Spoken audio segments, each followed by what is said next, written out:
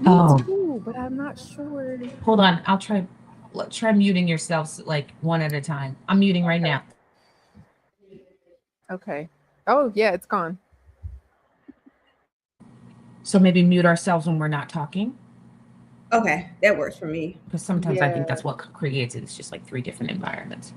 Okay. Let me But I try. also can turn my volume down. And does that help? Do you still hear the echo? Okay, so it might be me. Is it? It sounds better now. Yeah, it Okay, does. It's not I can't hear echoing. you right now, T. Um, Oh, okay. Let me see. okay. Okay. How about now? I think we're good. Okay. All right. We're gonna go back on because listen, Hmm. the internet is just interneting. I don't like it.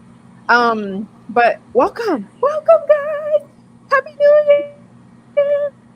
It's our first wealthy and worthy discussion of 2026. And we are just super glad to have you all here. And before we jump in, I really want to name something right away. Um, because it's been coming up a lot. And I want you all to know that it's a new year, right? But you don't have to become someone new, right? There's so many messages right now that are, pushing, new year, new you, reset, rebrand, reinvent, all the things, right?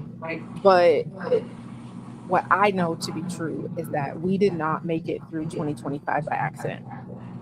We made it because we learned where to draw the line. We, even if sometimes our boundaries were messy, we learned how to enforce the boundaries that kept us safe, even if you enforced them late or you overgave in some places, right? The point is that those boundaries that you've been practicing have created the safety that allowed you to protect your peace in your life and your capacity, right? It allowed you to protect what mattered most. So today is not about throwing away everything and starting over. I want it to really be a discussion around refinement, right? How do we show up with the best of what we took from 2025? How do we establish better boundaries, cleaner limits, less explanations, right? Because adults inform, children explain. All right. So, because wealth is not just about money, it's also your time, your energy, it's the freedom to choose what you want without guilt. And so the women who are building legacy do not burn themselves to the ground to prove that they deserve it. And so that is what we're going to talk about today. It's new year, same you, but better boundaries. So I am going to pass it off to our legacy host, Miss Stephanie Alston. And yeah, we're going to have a good conversation today, y'all. Yes, I'm so excited. First off, Happy New Year, ladies, and to everyone who's joining us today. I'm so excited about kicking off 2026 because, like you said, Dr. Tiana, in the new year, it's all about new you, right? And so with new you, you have all these expectations of what the new year looks like. So we have not discussed this, ladies, but I want to jump in first with this question. For me personally, I always start the new year off with a word that I want to set the precedent for the entire year. And so I would love to know if you all also have a word and what it is. My word is stewardship. And I think it's perfect for this conversation because we're talking about boundaries. And I'll just share a quick story. A couple of days ago, I went to ChatGPT and I said, based off of what you know about me, what is my word for 2026? And it gave me the word stewardship. And honestly, I was mad because I'm just like, what do you mean? Like, I am a good steward of all the things that God has given me. But as it broke down to me, I realized that sometimes, as a woman who sometimes struggle in the areas of boundaries, I realize I say yes to a lot of things and I do a lot of things, not because I necessarily want to do them, but because I can do them. And so what ChatGPT was telling me, which sounds so crazy, saying a robot told me something, but what I learned is that I need to be a better steward of my yes and my no. And so I'm carrying that in 2026 to be a better steward to ensure that I'm saying yes to things that carry purpose and no to things that stop me or slow me down from purpose. So I would love to hear what you ladies, what your word is if you have one for 2026. Whoever wants to go first. Wow, Stephanie, that's so good. I love that. Thank you for sharing. That's amazing. My word is sovereign. I feel as though 2025 was a hard year, but I feel like when I think back in retrospect that the word that comes to mind is expansion. And so it's like really it forced me to expand in a lot of ways, right? And to show up in new ways and to really double down on some of the things that I had already put in place, the infrastructure and systems that I had already put in place. And so I feel like 2026 is like, okay, I have that expansion and now it's time to reign and to be sovereign in all of it, right? Unapologetically, without explanation. And yeah, I'm really excited about it. It feels what's the word scary sighting is the word that I often use, right? Where it's like you have those the jitters of like it's exciting, but it's also a little scary. But yeah, I think it's going to invite me to show up in the fullness of who I am more often. Sometimes I just shrink back a little bit and maybe I'm a little more reserved just depending on the scenarios. And so I think sovereign is going to be where we're at for 2026. So yeah. I love that. Beautiful. Thank you. Yeah, I don't think I have a word per se that I am utilizing, I think, for 2026, but there's certainly a sentiment this year that like I've already, me and Dr. Tiana have already been talking about this, and it is, I think I'm recognizing this year for me is a year of elevation, of intense elevation. And the fear in that has always been that, you elevate, right? You get to a higher peak, and like everybody who doesn't elevate and rise with you, you're going to be either looking down on them, or there will be this lack of relatability to them, or them relatability to you that's going to distance you, and that's going to break connections in a way that I just have had a lot of fear about in a lot of my life. And this year I keep saying to her, girl, it's up. Like it's up. That's it. It's up. Like as the kids say, it's up. So it's all elevation this year. And it's the sentiment is the courage in that elevation, courage that says, hey, everybody can't go. Everybody's not designed to go. Everybody in the last season didn't do the work, didn't do the letting go, weren't able necessarily to challenge the status quo of their lives, even if they wanted to, even if they have the heart to have done that. They didn't practice what was necessary in those moments to do so. Maybe they weren't good stewards over the resources they were given. Maybe they didn't put in the mental and emotional investment that was necessary in order to overcome and was needed. And so that's what they'll be doing in this season. But for me, I did, and it's up, and I'm ready to go. And everybody who's there with me, well, I don't have to be, they don't have to find a way to be relatable to me. I don't have to find a way to be relatable to them. We're on the same space. It's up. So that's where I am. It's more of a sentiment, I think, than it is a specific word.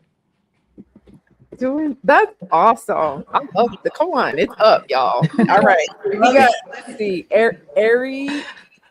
How do you pronounce that? Is that Aurelie, maybe? Maybe. I think Aurelie. Right. Yeah. If Aurelie. we're wrong, please correct us. But we're doing good. We're so good, and we're so glad you're here. Good to see you. Happy seeing you. Yeah. And like you said, it's up. So that's how we're doing. We're up. We're up today. I love it. I love that. So Dr. Tiana, let me swing back to you, and we're going to briefly touch on 2025. And I say briefly because when 2026 hit, I said good riddance to 2025. Like, I don't want to see you again.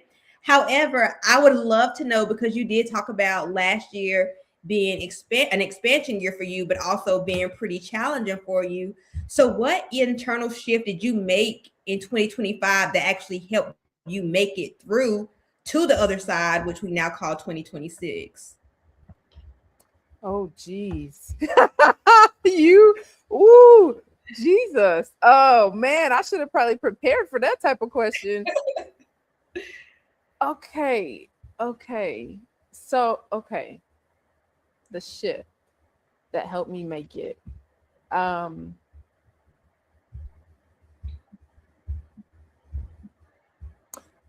tell you, I can tell you the exact moment.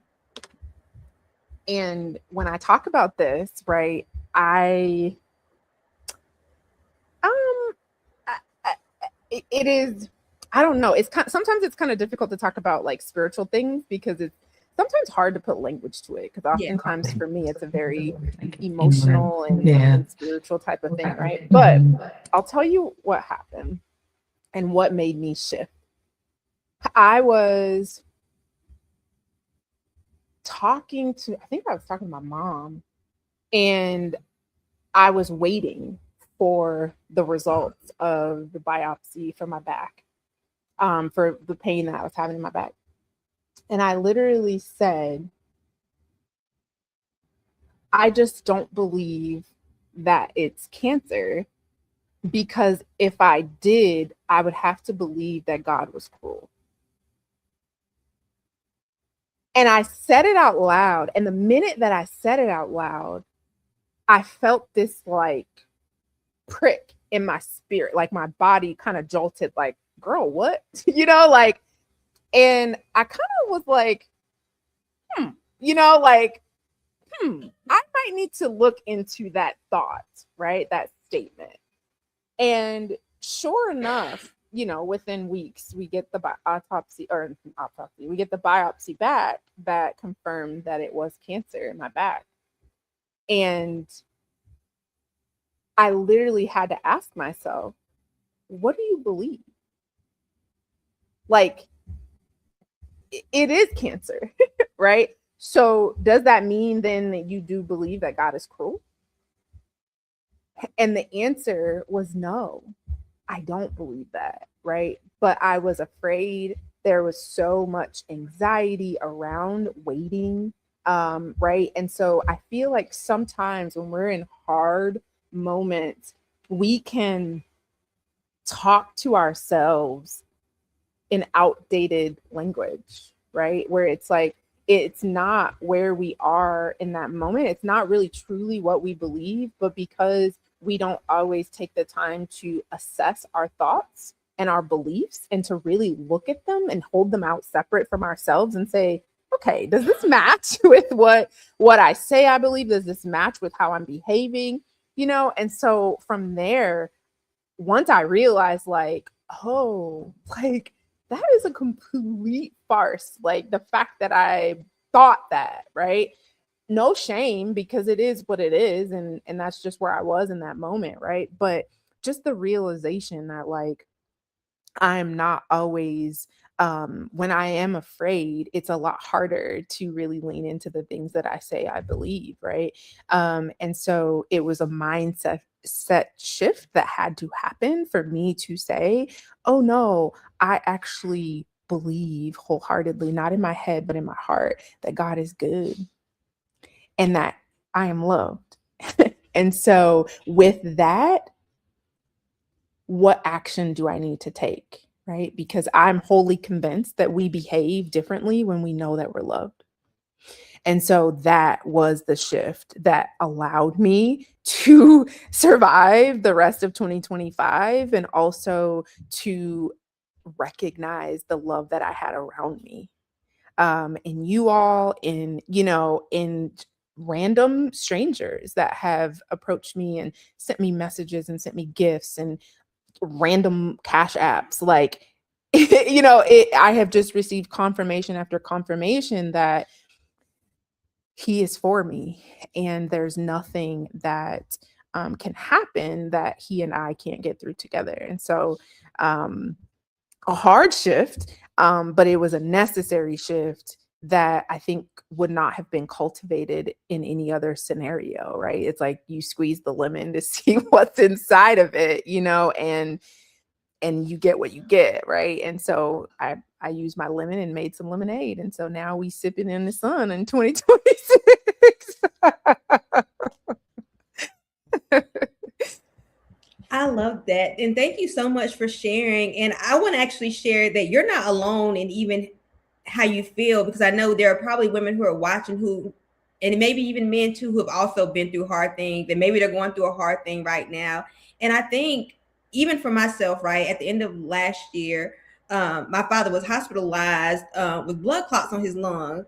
And I remember the doctors coming into the room and they asked him to sign a waiver saying, hey, this could lead to death. And I remember watching my father, who's so strong, like break down in tears, right? And so then I'm like, oh my God, what if he dies? Like, that is literally the first thing that came to my mind, is what if he dies? And like you, Dr. Tiana, I also instantly had a hard shift in my mind and was like, wait a minute, but what if he lives? Like, we have been through hard things before and we've overcome them. So why is my first thought focused on loss versus winning? And so I told myself going into 2026, it's no more what if things go wrong. It's like, what if things go right?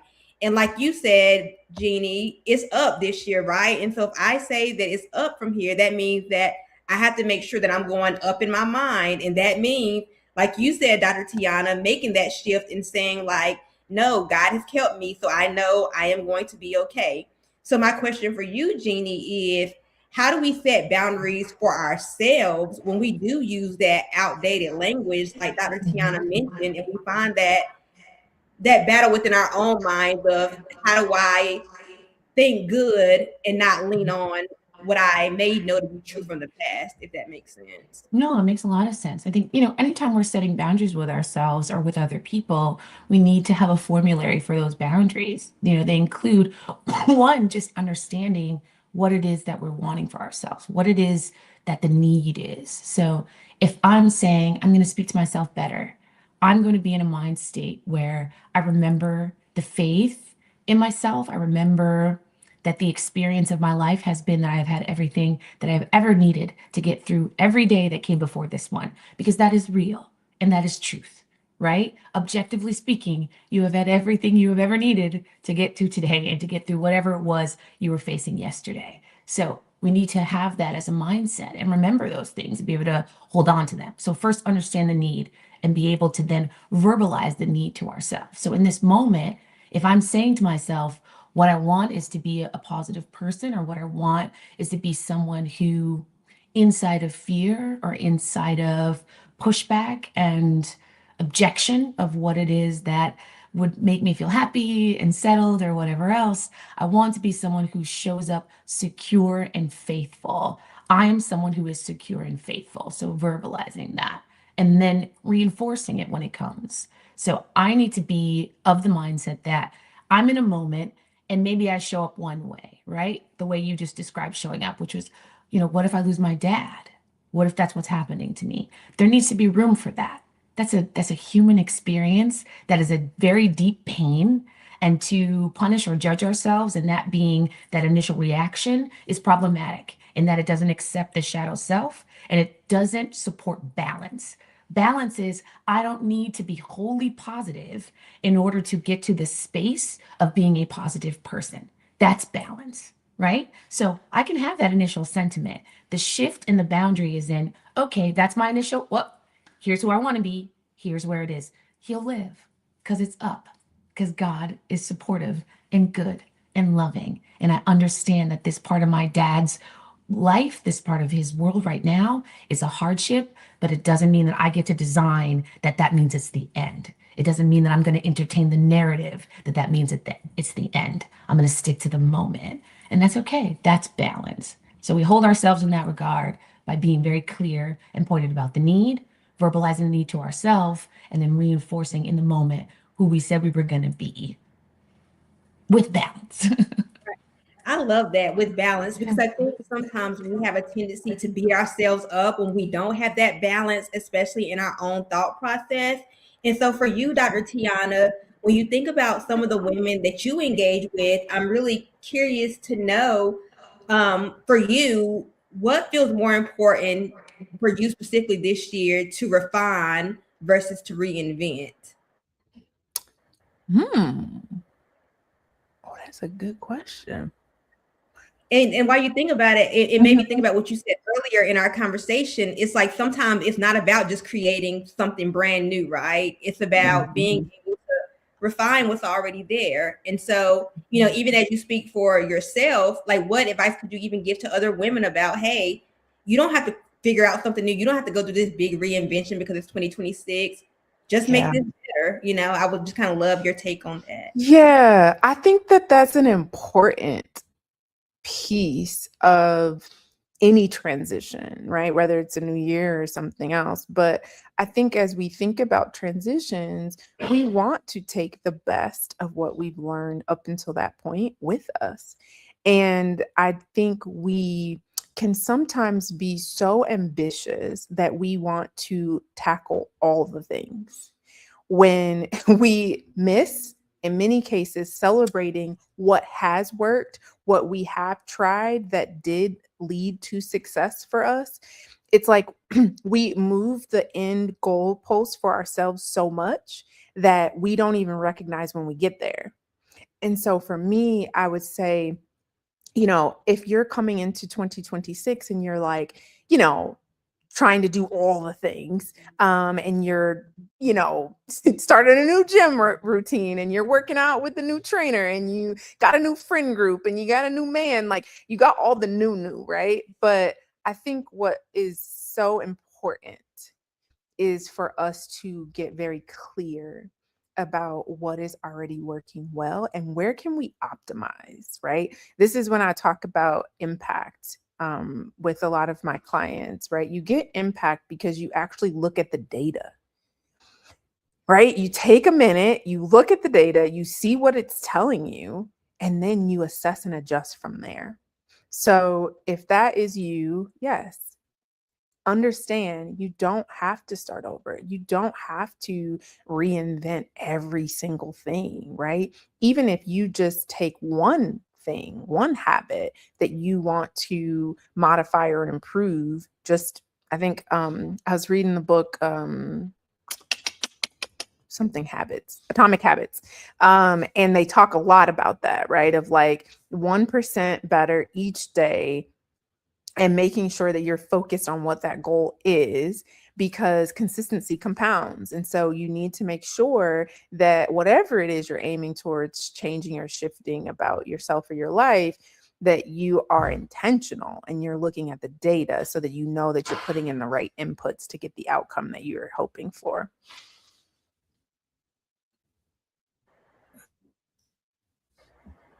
Sorry, my computer was on mute, but I think that is really great. And you said something that I thought was really good. And if you're taking notes, I hope you all write this down. You said we move the goalpost so much that we forget how to celebrate the wins. And I think a lot of us do that because we are guilty of seeing what our friends are doing. We see what our colleagues are doing. We see what people on social media are doing.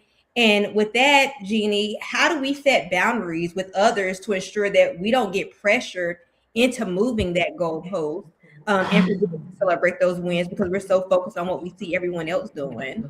Absolutely. I'm a big proponent of eyes on your own paper a lot of the time. I think that people believe that, and this is a common misconception, right? Boundaries are rules. They're rules to make with other people.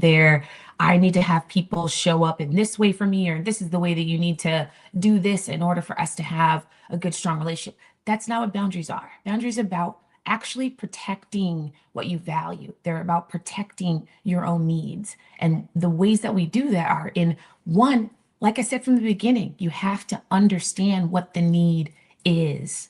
I often succumb to pressure when it comes to friends. So maybe I have a certain type of work ethic that exists, but I have friends whose work ethic I admire like beyond where I am right now. And so I'm trying to push myself into their work ethic, into what works well for them. And I'm letting them say, hey, yeah, get up with me at 5 a.m. That's what time I get to the gym. Like I'm a 5 a.m.er and you do that too. And you're literally exhausting yourself. exhausting yourself because you're working outside of your own natural cadence. And it's okay to push yourself. It's okay to like want to elevate, right? But there's a difference in the doing and the embodying. And when you embody something that works for you, you elevate so much quicker than when you're trying to be something that you're not. So when it comes to setting these boundaries with people that you enjoy, it's protecting for yourself. So it's saying, you know what? At 5 a.m., I'm happy to send a message of encouragement when you wake up. But what I'm going to be doing actually is devotional at that time, because that's what I do at 5 a.m. I'm not on anybody's treadmill. I'm not lifting anybody's weights at 5 a.m. It's not going to happen. So being clear about that with yourself, you know, and then being clear about how do I want to challenge myself. Maybe there is one day a week at 5 a.m. where I can get in it and I can get into it and I can feel a sense of motivation to push myself beyond where I currently am to just test out the waters. Okay, hold yourself to that. But yeah, it's definitely about understanding those needs and protecting them rather than trying to create rules with people within your life and trying to sometimes I think also like tailor make your life in order to keep in only the people who support your exact sentiments. Like we do need people in our lives who I think are living differently and who are living maybe a part of what our ideal is. Like, and we need people in our lives who that we can love and be with, and maybe they're in a totally different space and still growing and learning. All of that is balance. Community is balance. You don't need, you know, everyone to be exactly on the same train as you. And comparison as a whole, I think is the greatest. Honestly, if you had to set a boundary with yourself for something you should be letting go of that isn't protective and isn't based on you understanding your needs, I would say comparison would be it. You know, there were a few episodes back, if you've been following us, where Dr. Tiana was talking all about how, you know, it's very difficult for God to bless you when you are inside of a veneer, when you are when you are covered and you're pretending to be someone else. It's like what's meant for you can't find you because you're inside of pretense. So when you compare, that's the brain you're in. I'm sorry. Anybody who understands what it is to like truly embody self and understands what it is to be in a space where you recognize your value and you recognize that no matter where you are, you hold value and worth, understands that when you compare to other people, that process is about you looking to diminish yourself. Is especially about you looking to say like that person is doing better or that person is whatever doing worse or whatever, and none of it is about you being clear and sure about what you're embodying. So I think boundaries wise, like work on that for sure, like just to put that out there for everybody. I know that makes a long story long, but yeah. No, it's fine. You just hit so many gems. And honestly, I'm taking that, keep your eyes on your own paper, because I love that. And so, Dr. Tiana, let me ask you this. When you think about keeping your eyes on your own paper, because we are wealthy and worthy, my question for you is how does keeping your eyes on your own paper impact your ability to increase your income, but also meet your goals? Listen, come on. I don't know about y'all, but listen, increase my income is always one of my goals. Okay. So I think that, you know, as you keep your eyes on your own paper, it allows you to focus and it allows you to get very clear. And this is actually part of my devotion this morning. And it was talking about, it was Proverbs 29:18. And it was talking about how when you have a God-given vision, how it gives you direction and it gives you direction, and there was another word that it used, maybe confidence, in how you move forward. And people who lack that level of clarity, they tend to drift. And so I think that's kind of what comes up for me. Like, think of it as you're in a car driving, right? If you're on the highway and you're driving, you will crash if you're constantly looking in the rearview mirror because you're comparing, you're looking, you're sizing up, you're trying to figure out what everybody else is doing, right? And your eyes are not on the road. You can't see where you're going. You don't know where you're situated in comparison to other people, which is important.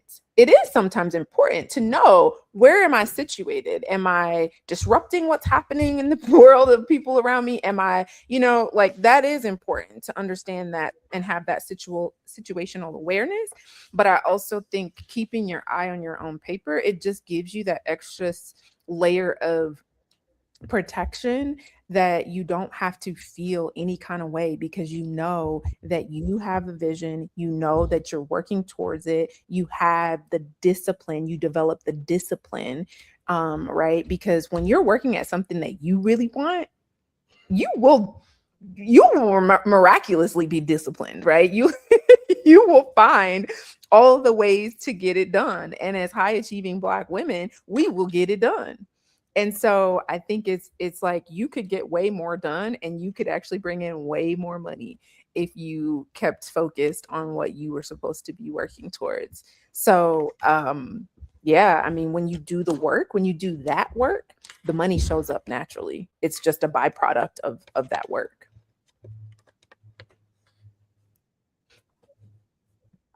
Wow, I love it. I love it.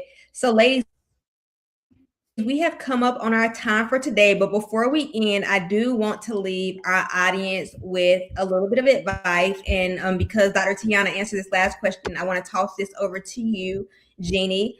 How can we use boundaries this week to make sure we are protecting our vision? Yes, absolutely. We can use them this week by honing in on what the needs are specifically related to our boundaries. So, what is it exactly that I actually need, and what is it that protects me in my focusing on those said those said visions that we've developed. So I think people struggle a lot in a major way because they're not clear on what it is that they actually need. You ask someone like, hey, you've been working towards this such and such. Well, what are the resources that you have, and what do you need? And they'll say to you, oh, wait, well, I don't know, but you got to be clear on that. In order to protect something, in order to set a framework of protection, to set a line to tell you where you need to go and how you need to be, you need to first actually need to know where it is that you need to go and what you value.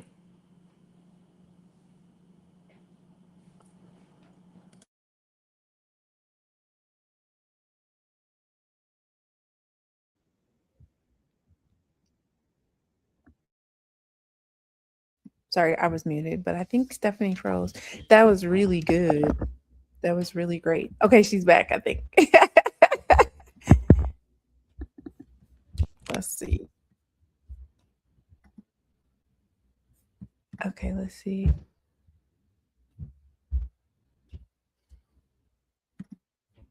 For your time today. Thank you for, oh no. Oh, it's being a little wonky. Okay, let's see. Okay, guys. So listen, I'm going to wrap us up because I think something's happening with the internet. It's not wanting me or Stephanie to be great today. But that's all good. It's all good. We're going to close it out. All right. So thank you all for being a part of the discussion today as we talked about new year, same you, but better boundaries. And we are going to actually continue the conversation next week to talk a little bit more about boundaries and how we can show up for ourselves in better and stronger ways in 2026.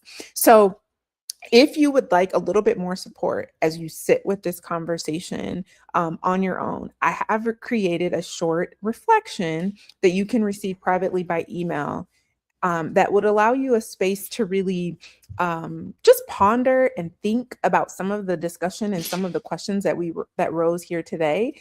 And I want you to know that it is not a step that you have to take, right? There's not anything that you need to do. It's simply an opportunity for you to kind of sit with yourself, sit with your thoughts, and get clear, as Jeannie mentioned, on the needs. What are the needs, and how can you be supported? How can we support you in meeting those needs in 2026 and beyond? Because listen, we want you to stay wealthy and worthy, okay? So if anything comes up, if you guys have ideas, even around maybe topics that you would love for us to cover on how we can support you as a high impact woman in this season, we're happy to hear those ideas as well. So thanks for joining us, and we'll see Thank you all you. again next week at the same time, same place. See you soon.